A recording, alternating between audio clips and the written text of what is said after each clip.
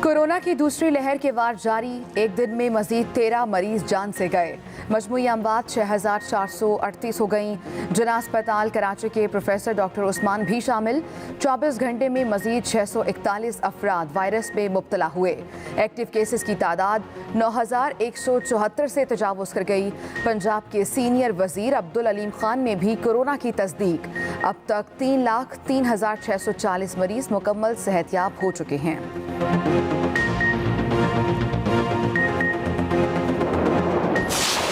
कहता था कि 5 बंदे खड़े होकर मेरे खिलाफ इमरान गो का नारा लगाएंगे तो मैं चला जाऊंगा? कौन कहता था? तो आज लाहौर से गुजरावाला तक लोगों का एक ही नारा था, गो न्याजी, गो न्याजी, गो न्याजी।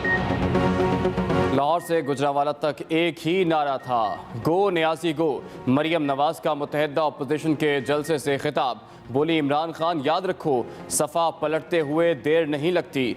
अब खुद जाना है या आवाम तुम्हें उठाकर बाहर फेंक दें। मजीद बोली, सिलेक्टेड इमरान खान को NRO नहीं देना।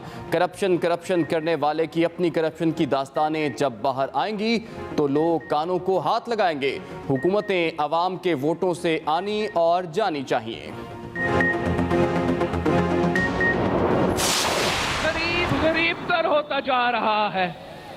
सफेद पोश का जीना हराम हो चुका है। मेहनत का शोर मजदूर के चूल्हे बंद। ये है इमरान और इमरान के सेलेक्टर्स का तब्दीली। क्या तब्दीली पसंद आई? इमरान खान के घबराने का वक्त आ चुका है। तीर कमान से निकल चुका है। PDM की तहरीक शुरू हो चुकी। बिलावल भुट्टो जरदारी ने हुकूमत पर तनकीदी तीर बरसा दिए। जलसे से खिताब में बोले, सिलेक्टेड ने हमारी जमहूरियत का जनाजा निकाल दिया। मेरा आवाम से एक ही सवाल है, क्या तब्दीली पसंद आई? इमरान खान ने वादा किया था करप्शन का खात्मा करूंगा, लेकिन करप्शन के सारे रिकॉर्ड तोड़ दिए। इमरान खान ने कहा था कश्मीर के सफ़ीर बनेंगे, ये तो कुलभूषण के वकील बन गए हैं।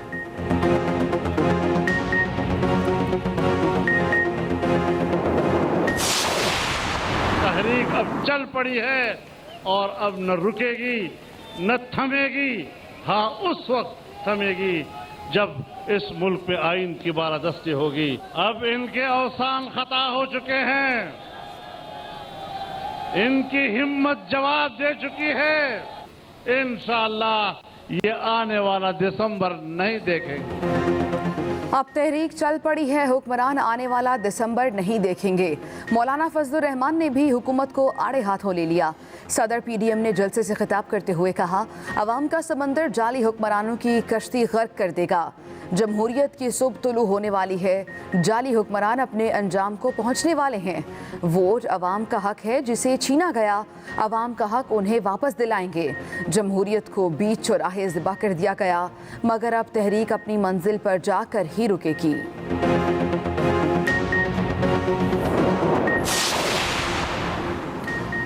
हुकूमती अराकीन ने अपोजिशन के जलसे को नाकाम करार दे दिया। सेनेटर फैसल जावेद ने एक्सप्रेस न्यूज़ से खुसूसी गुफ्तगू करते हुए कहा, ये सारे लोग फ्लॉप हो चुके हैं। खाली स्टेडियम के सामने तकारीर की गई। इमरान खान ने इनको NRO नहीं देना। मौलाना और पीपल्स पार्टी को तहरीक से अलग हो जाना चाहिए। वज़ीर इत्तलात शिबली फराज का कहना था कि अपोजिशन का जलसा बुरी तरह नाकाम रहा। फवाद चौधरी बोले, 11 जमातें मिलकर अगर इतने बंदे लाई हैं तो जलसे को कामयाब नहीं कहा जा सकता। जितना पैसा लगाया गया इन्हें इतना रिस्पांस नहीं मिला। फयाजुल हसन चौहान बोले, 11 जमातें क्या 12 भी इकट्ठी हो जाती तो क्या करप्शन केसेस से बच जाती?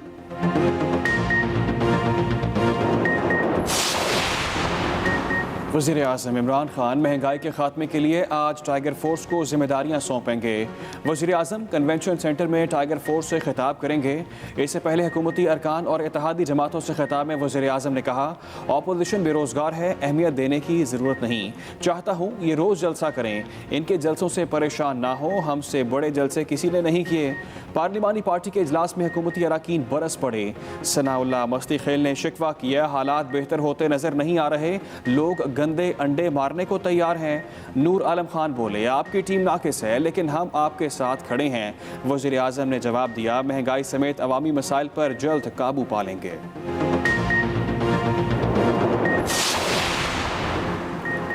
پی ڈی ایم کے دوسرے جلسے کی تیاری بھی جاری۔ اتوار کو باغ جناح کراچی میں میدان سجے گا۔ اجازت نامہ بھی مل گیا۔ پیپلز پارٹی میزبانی کرے گی۔ جلسے کے منتظمین کورونا SOPs پر عمل درآمد کے پابند ہوں گے۔ استقبالیہ کیمپ لگانے کی اجازت بھی نہ دی گئی۔ رات 12 بجے سے پہلے جلسہ ختم کرنا ہوگا۔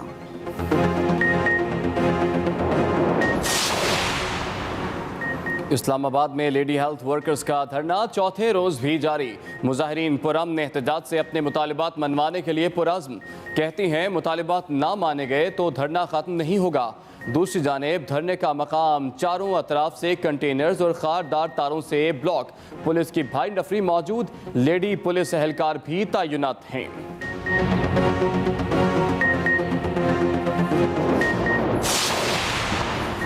پنجاب حکومت کا تخریبی سرگرمیوں کے سدباب کے لیے اہم اقدام۔ جدید ترین آلات سے لیس نئی بم ڈسپوزل رسپانس گاڑیاں بم ڈسپوزل اسکواڈ کے حوالے۔ نئی گاڑیاں bomb disposal suit, mine detectors اور جدید آلات سے لیس ہیں۔ وزیر اعلیٰ عثمان بزدار نے گاڑیاں متعلقہ اضلاع کے بم ڈسپوزل کمانڈرز کے حوالے کرتے ہوئے کہا مزید 8 اضلاع کو نئی بم ڈسپوزل رسپانس گاڑیاں ملنے سے بم ڈسپوزل یونٹ کا دائرہ کار 20 اضلاع تک بڑھا دیا گیا ہے۔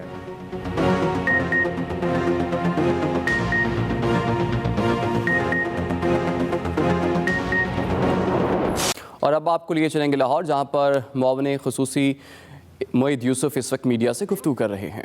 اگر وہ ایک لیں گے، لیکن بھارت پچھلے جب سے مودی سرکار آئی ہے بھارت میں، وہ تو دوسری طرف قدم اٹھا رہے ہیں اور بھاگ رہے ہیں۔ اندرونی حالات دیکھ لیں، کشمیر کا معاملہ دیکھ لیں، اور میں نے یہی اس انٹرویو میں بات کی ہے کہ مجھے یہ بتائیں کہ کوئی ہمسایہ بھارت کا رہ گیا جو اس سے بات کرنے کو تیار ہے؟ چین سے آپ کی لڑائی، نیپال سے آپ کی لڑائی، بنگلہ دیش آپ سے خوش نہیں، پاکستان سے تو آپ کے ویسے تعلقات ٹھیک نہیں، تو یا تو پورا خطہ ہی پاگل ہو گیا اور یا مسئلہ آپ کا، فیصلہ خود کر لیں۔ پاکستان کی اپنے لیے ویژن کیا ہے؟ دیکھیے، اگر آپ اکنامک سیکیورٹی کی بات کرتے ہیں، اقتصادی تحفظ کی بات کرتے ہیں، تو اس میں 3 چیزیں لازم ہیں۔ ایک، راہداری، کنیکٹیوٹی، کیونکہ پاکستان کی لوکیشن، جیو اکنامک لوکیشن اتنی اہم ہے کہ ہمارا ایک سینٹرل جو ہے رول، کردار ہے راہداری میں۔ سی پیک کیا ہے؟ راہداری کا کوریڈور ہے۔ افغانستان میں ہم امن کیوں چاہتے ہیں؟ تاکہ ہم سینٹرل ایشیا کو ایکسس کر سکیں اور وہاں سے ان کی جو توانائی ہے اس سے فائدہ اٹھائیں، ہمارا گوادر پورٹ کھڑا ہو وغیرہ۔ اور میرا خیال ہے کرن تھاپڑ صاحب بہت حیران ہوئے جب میں نے یہ بات کی کہ جی ہم تو مشرق میں بھی کنیکٹیوٹی چاہتے ہیں، تبھی تو اکنامک سیکیورٹی سارا خطہ جو ہے وہ اکٹھا ہوگا۔ اس میں کچھ مسائل ہیں اور وہ میں نے ان کے سامنے پیش کر دیے جو میں آپ کو ابھی بتاؤں گا، لیکن پہلے میں اپنی ویژن کمپلیٹ کر لوں۔ ایک راہداری ہے، دوسرا خطے میں امن، یہ بھی اس سے جڑا ہوا ہے۔ راہداری ہو ہی تب سکتی ہے جب خطے میں امن ہو۔ اور تیسرا، ہم دنیا کو کہتے ہیں، کہہ رہے ہیں، سوچ رہے ہیں کہ آپ ہمارے ساتھ آ کے پارٹنر بنیں۔ یہ زمانہ اب واپس نہیں آئے گا کہ پاکستان کو جی ہم نے اسسٹنس دی تو آپ ہمارے لیے یہ کر دیں، ہم نے آپ کو خیرات دے دی تو آپ یہ کر دیں، وہ بات نہیں ہے۔ بات یہ آپ آ کے ہم سے پارٹنر بنیں۔ چین بھی ہمارا پارٹنر بنا ہے، امریکہ بھی تشریف لائے، آ کے انویسٹمنٹ کر لے، جس ملک نے آنا ہے تشریف لائے، انویسٹمنٹ کر لے، ہمیں کوئی اعتراض نہیں ہے۔ پاکستان دنیا کے لیے اپنی اکنامک بیسس دینے کو تیار ہے۔ آئیں، پروجیکٹ لگائیں، کام کریں ہمارے ساتھ، اور یہ بات چھوڑ دیں کہ جی پاکستان کی اکانومی ہے، ہم خود کہتے ہیں، مجھے کبھی یہ بات سمجھ نہیں آتی، ہم تو بڑی چھوٹی منڈی ہے۔ چھوٹی کیسے؟ دنیا کا 5واں 6واں بڑا ملک چھوٹا کیسے ہو سکتا؟ تو ہمیں خود اپنے اندر کانفیڈنس ہونا ضروری ہے۔ اور اس انٹرویو کی ایک چیز میں آپ کو بالکل واضح کر دوں جو فرق تھا، باقی تو اور نہیں، اور مجھے شاید میں نے یہ بات پہلے نہیں کی اور شاید مجھے کرنی بھی نہیں چاہیے، لیکن بات یہ ہے کہ مجھے تھوڑا سا افسوس صرف ایک بات پہ ہوا ہے اس انٹرویو کے بعد۔ باقی تو الحمدللہ میں جتنا شکر کروں اللہ تعالیٰ کا اور جتنا شکریہ ادا کروں تمام ہمارے سسٹم کا، عوام کا جو فیڈ بیک آئی، لیکن افسوس اس بات کا ہوا کہ 90% فیڈ بیک میں ایک چیز ساتھ لکھی ہوئی تھی یا بتائی گئی مجھے کہ جی یہ ہم پہلی دفعہ ہم نے دیکھا پاکستان نے 2 ٹوک الفاظ میں ہندوستان کو جواب دیا، بڑی خوشی ہوئی. اس کا مطلب ہے کہ ہم اپنا کیس جو ہے وہ پہلے شاید ڈر ڈر کے پریزنٹ کرتے رہے ماضی میں.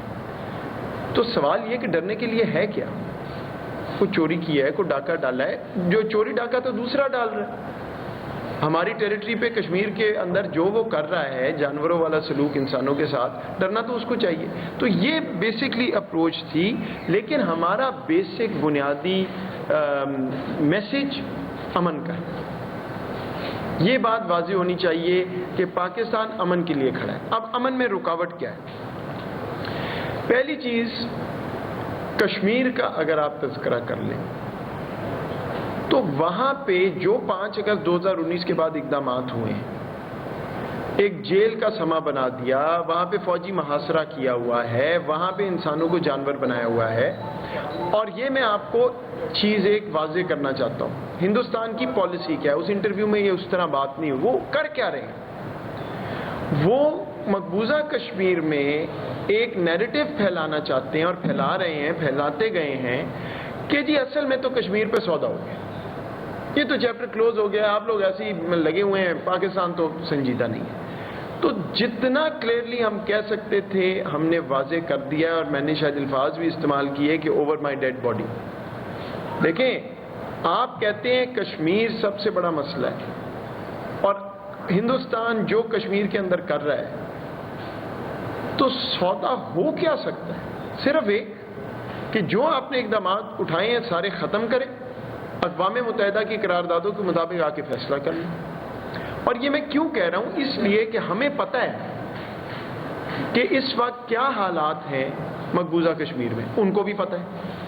کشمیری بات بھی نہیں کر سکتے، سن سکتے ہندوستان کا نام. فاروق عبداللہ صاحب جو پرو انڈیا کشمیری لیڈر ہیں، وہ حکومتیں بناتے رہے ہیں کشمیر میں، انہوں نے آ کے اسی کرن تھاپڑ کے پروگرام پہ کہا کہ چینی ہمارے اوپر مسلط کر دو لیکن ہندوستان سے نہیں کہا. تو نظر آ رہا ہے کیا ہو رہا ہے. تو میں نے تو ان کو یہی کہا ہے کہ دیکھیں، آپ کو یہ ریورس تو کرنا ہی کرنا ہے، ہماری وجہ سے نہیں، جو وہاں پہ ہو رہا ہے اس کی وجہ سے. جب آپ انسانوں کو جانوروں کی طرح ٹریٹ کریں گے تو جواب تو آئے گا، اور وہ آنے والا ہے. تو بہتر ہے کہ آپ اپنی یہ مرضی سے ہٹ کے اس سے پیچھے اور بات چیت پہ آ جائیں. اور دوسری بات، ہمیشہ وہ یہ کہتے تھے کہ جی پاکستان کشمیر کی بات کرنا چاہتا ہے، ہم تو دہشت گردی کی بات کریں. تو اس انٹرویو میں ایک بڑی تبدیلی پاکستان کے سٹانس میں یہ ہے کہ ہم نے کہا جی ایکچولی آپ نہیں، میں بات کرنا چاہتا ہوں دہشت گردی کی. اور اب میں آپ کو بتاتا ہوں میں کیا بات کرنا چاہتا ہوں. اور پھر ایک ایک کر کے ثبوت کے ساتھ ہم نے ان کو گنوایا کہ آرمی پبلک سکول اٹیک میں کون سا ماسٹر مائنڈ را ہینڈلر سے کیسے بات کر رہا تھا، فون کال کہاں سے آ رہے تھے، P C Gwadar, Pakistan stock exchange, Chinese consulate. یہ سارا معاملہ جو ہے نہ ان کی توقع تھی میرا خیال، نہ اس طرح پہلے بات ہوئی ہے، لیکن ہمارے پاس چھپانے کو ہے کچھ نہیں. اچھا، جب آپ نے ساری بات کر لی تو مجھے جو انڈیا کی پریس سے اس کے بعد جو انہوں نے میرا خیال کو ریئیکشن بھی کہ یہ ہم نے تو بات چیت کا نہیں کہا پاکستان کو، کیونکہ اینڈ میں نے یہ کہا کہ جی ہمیں، لیکن جو دہشت گردی کے الزام ہیں ان پہ کوئی جواب نہیں آیا. بس میں اسی پہ چھوڑتا ہوں. جہاں تک بات اور یہ ہے، دیکھیں ہم تو بات کرنے کے لیے تیار ہیں، کنڈیشنز ہم نے واضح کر دی ہیں. کشمیر میں آپ کو کیا کرنا پڑے گا، اور دہشت گردی آپ کو پاکستان کے خلاف روکنی پڑے گی. امن کے لیے ہم کھڑے ہیں. اور دوبارہ سے دنیا یہ دیکھ لے کہ ایک ملک ہے جس سے کسی ہمسائے کی بات نہیں بنتی تو کیا ہوا ہے، اور پھر اس ملک کے اندر دیکھ لے کہ کیا ہو رہا ہے تو شاید آپ کو سمجھ آ جائے گی کہ مسئلہ کیا ہے. بہرحال پاکستان کا مقصد بات کرنے کا، پاکستان کا میسج پیس کا ہے. اس خطے کو آگے بڑھانا ہے، ہم نے آگے چلنا ہے. دنیا میں جو پاکستان کا نیریٹو ہے وہ تبدیل کرنا ضروری ہے. انڈیا کا نیریٹو تھا شائننگ انڈیا، وہ دنیا کو نظر آ گیا کہ کتنا چمک رہا ہے. پاکستان کا نیریٹو ہے اکنامک سیکیورٹی کا، وہ ابھی تک دنیا نے تسلیم نہیں کیا. اس پہ ہم نے کام کرنا ہے, اور اس میں میری گزارش ہے میڈیا سے کہ آپ بھی پاکستان کے سفارتکاری کا حصہ ہیں. اب یہ وہ وقت نہیں رہا کہ پریس کانفرنس ہوئی پھر آپ نے صبح اخبار میں لکھا. آپ لوگوں کو ہم سے پہلے پتا ہوتا ہے. میرا خیال ہے جو میں نے انٹرویو میں کہنا تھا وہ آپ لوگوں کو میرے سے پہلے شاید پتا ہو کیا بولنا. اب تو وہ دنیا ہے. تو آپ لوگ جب بات کرتے ہیں تو یہ سوچ کے کریں کہ آپ بھی ریاست کا حصہ ہیں. اور میں آپ کو مثال یہ دے دیتا ہوں,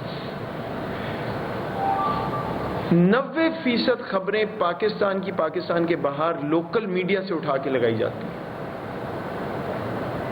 اس انٹرویو میں بھی میرے سے جو سوال پوچھے گئے وہ پاکستانی میڈیا کو کوٹ کر کے پوچھے گئے. یہ بس میری آپ سے گزارش ہے کہ آپ بالکل میں یہ بات نہیں کر رہا کہ آپ صرف ریاست کی بات کریں. آپ کا کام تنقید کرنا ہے, سوال کرنا ہے, لیکن پاکستان کی جو ڈائریکشن ہے اس کو دیکھیں. ہمارا کانفیڈنس جو ہے ریاست کا وہ نظر آنا چاہیے میڈیا رپورٹنگ میں. یہ وہ پاکستان نہیں ہے کہ وہ کہیں ڈر کے اور بات نہیں کرے گا, اور ضرورت نہیں ہے کسی چیز سے ڈرنے کی. ایک ملک کہہ رہا ہے راہداری, ریجنل پیس, پارٹنرشپس, اور کیا ہوتا ہے فارورڈ لکنگ ملک. اور اگر کوئی دوسرا پیچھے جانا چاہتا ہے تو اللہ تعالیٰ ان کو بھی ہدایت دے. ہم نے اپنا فوکس اس چیز پہ رکھنا ہے جہاں ہم ہیں. اور میرا گول اپنے دفتر میں یہ ہے کہ اگلے 1 سال میں دنیا میں پاکستان کا جو اصل نیریٹو, نیا نیریٹو ہے وہ نظر آئے کہ یہ وہ پاکستان ہے جو اکنامک سیکیورٹی کی, ریجنل کنیکٹیوٹی کی, پیس کی بات کر رہا ہے اور اس طرف جانا چاہ رہا ہے. آپ کا بہت شکریہ. بہت شکریہ ڈاکٹر وحید صاحب. اور صاحب نے کہ ہمارے پروگرام ہے, انہوں نے بڑی مختصر اور بڑی دلیل کے ساتھ ایک مختصر بیانیہ جو پاکستان, حکومت پاکستان کا ہے, جو کشمیر اور انڈیا کے بارے میں انہوں نے بات کی, تو بڑا اچھا, بڑی لمبی بات کی.